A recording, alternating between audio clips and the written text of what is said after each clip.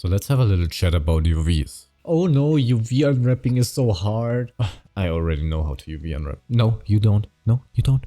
With a very high likelihood, you do not know how to UV unwrap. But if you just listen a few minutes to me, I can make this very simple for you. There are a bunch of problems that come from incorrect UV unwrapping. Many you don't even consider in the beginning. So let's really quickly go over the problems that occur when you're incorrectly unwrapping. And this is not just about Unreal, it's about every program in general, some more, some less. Problem number one, if you have inconsistent UVs, you have parts that can be too high of a resolution, too sharp, and parts that are just blurry and too low of a resolution. Problem number two is that it can choose the wrong Mip Maps. Textures are not just simply displayed at their resolution, they're displayed at different resolutions based on the UV and UV density. And having inconsistent UVs can make the object choose the wrong resolution. So technically, if just one tiny part of this UV is scaled wrong, can choose the wrong Mip Map, and instead of showing the full resolution, it can choose the last resolution, which is just a bunch of pixels.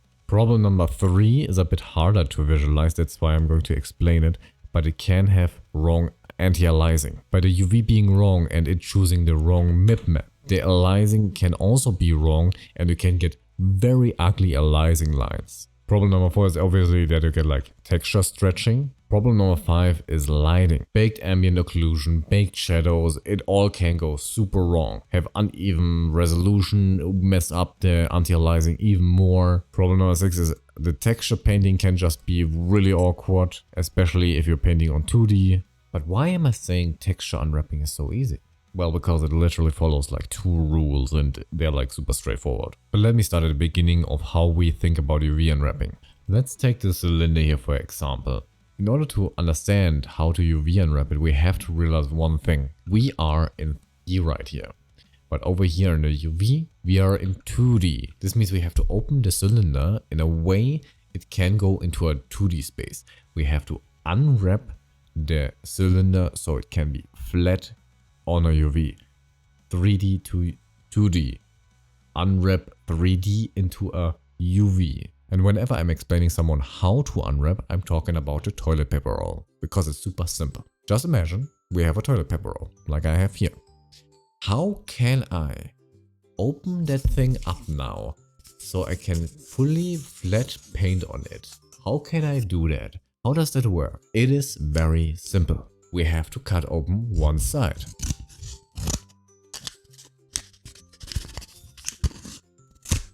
Because then I can open it and I can put it flat on the ground. That's literally all that UV unwrapping is. Cut your model open so it can be laid flat on the ground. It's super idiotic simple. But how do we do that in 3D? First of all, we go into edit mode.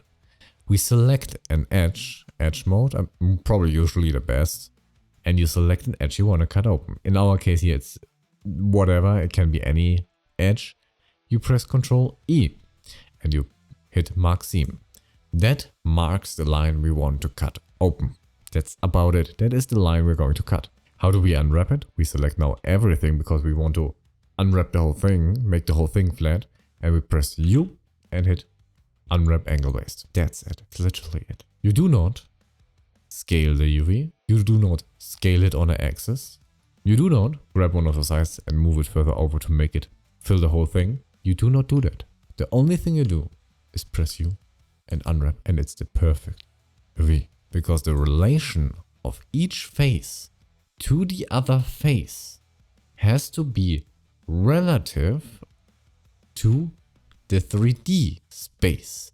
If I would now take this side, move it further over, the distance, the length of each face would be different to the one in 3D, which causes the UVs to be wrong. Wrong antialising, wrong scaling, wrong decision on the Mip Maps, all the problems from before. This is why you just straight up do not touch your UV. There are reasons to have fully fleshed out UVs or changed UVs if you, for example, store data in it. In this character, for example, on the hair, I have a specific shader that uses a specific UV that actually just stores data.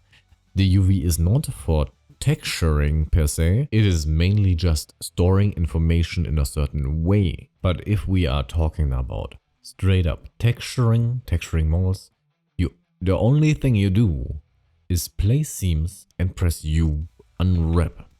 That might create UVs that you originally think are ugly, but they are correct. For example, this part here needs to be this size in relation to that part here. For example, this part here needs to be this size in relation to that part here. It is straight up simply correct. Technically speaking, after you unwrap this, you are capable of moving them and rotating them, but often also the rotation is automatically correctly aligned based on the world orientation. So in most cases I would just straight up not do anything. But what you can absolutely not do, deform it in any way or scale it. This will automatically make your UV wrong. Let's really quickly take a look at a more complicated example. It's not more complicated at all. So how would I unwrap my character here? We're not going to unwrap the whole thing here. I'm just going to give you some examples. How would I unwrap my character here? So I know my mesh is symmetrical. So the first thing I do is select the middle line. Take a look that everything is selected around there. Hit Ctrl E, mark seam. And the next thing I do is select everything, hit U and unwrap. And what we can see is that it's already laid out. Now this obviously does not work right away, but after pretty much every seam, I unwrap to see what's going on. The simplest example is the arm here. It's just a tube. It's just another toilet roll. We just have to make it a toilet roll to begin with. So let's just cut open the beginning and the end. Ctrl E, mark seam. If we now select everything and hit U, we're going to see that we separated the arm from it. If you're not sure what this is, up here is a little arrow thing that synchronizes the selection. So if I now turn this on, deselect everything and just select that here, we can see that this here is the hand. If I select now this here with L, we can see this is the arm. Usually I turn this off again because it's annoying. But all we have here is just another toilet roll. So I'm going to find a good edge from here to down here. Ctrl E, mark seam, select everything, hit U, unwrap. And we can see our arm down here. The arm just works. It's a perfect arm UV. Now let's go a little bit further down to the fingers. I'm just going to make all of them a toilet roll. Ctrl E, mark seam. I don't like that the fingernail is part of my toilet roll, so I'm gonna separate the fingernail from that.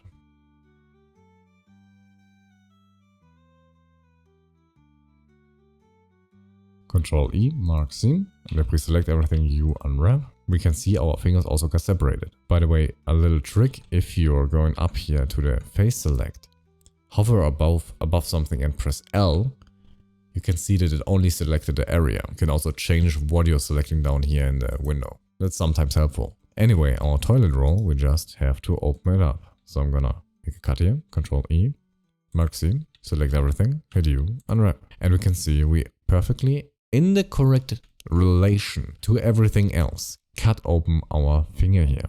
So technically, I would now cut open all the fingers the same way, consistent.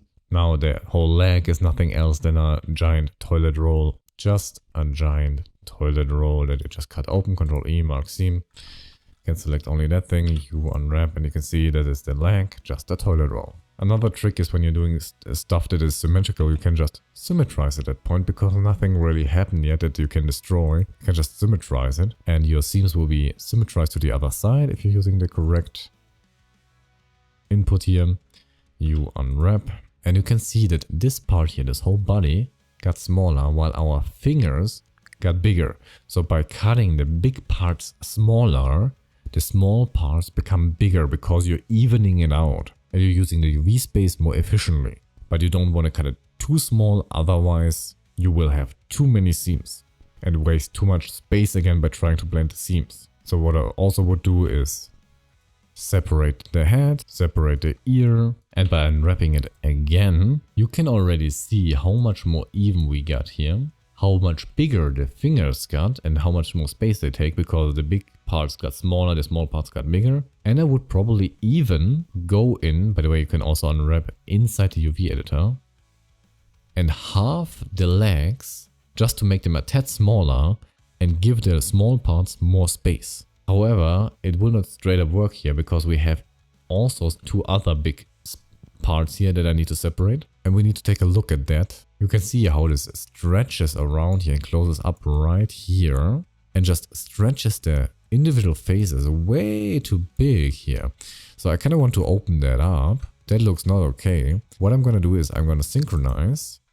And I'm going to select sort of around the problematic edge here. And then I'm going to focus on here, and I can see it's the crotch. And we kind of want to cut it open right here. And let's unwrap this whole thing again. And you can see we cut it even further down. By looking at the UV, I can see I have this random hole in here that I kind of want to cut up. The shortest way to open up that hole is around here, which comes from the neck. So let's open that up. Now I have only this side selected. By the way, you can mirror selection. And the selection will be mirrored. Then you can also press Ctrl E Margine. Let's unwrap the whole thing again. And we get even bigger. All of that is just the base work. In the end, all you gotta do is again select it, hit U and unwrap. And have everything nicely laid out like that here. Obviously not like that here. This is something you still have to do and nicely unwrap. But it's literally it.